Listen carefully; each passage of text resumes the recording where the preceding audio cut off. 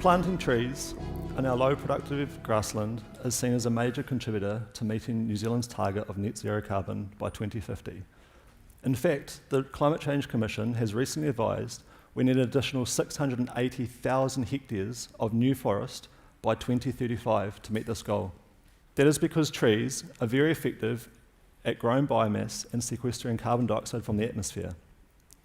In a recent paper published by Science, they highlighted the fact that trees are currently our most effective tool in reducing the atmospheric carbon dioxide concentrations.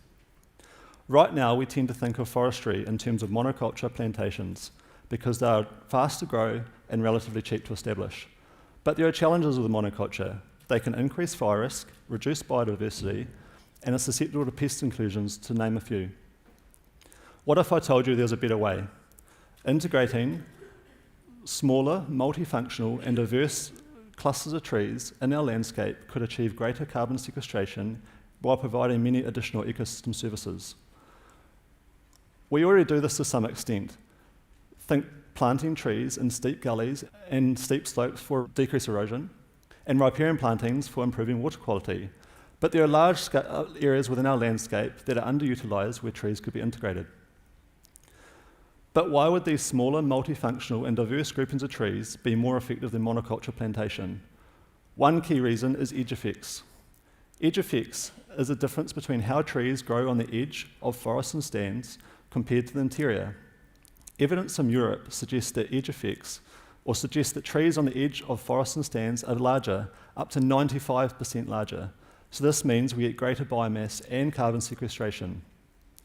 If you imagine a hypothetical area of trees, if we plant it in one block, we restrict the size of the edge.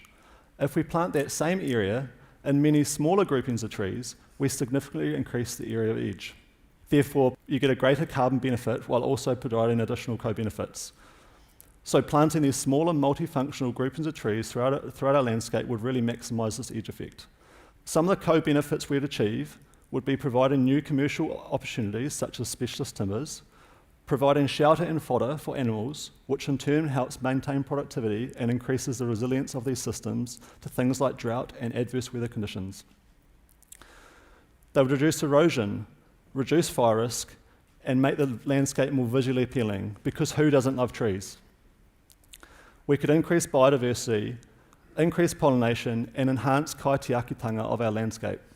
But the key here is through this edge effect, we could reduce greenhouse gas emissions by enhancing carbon stocks.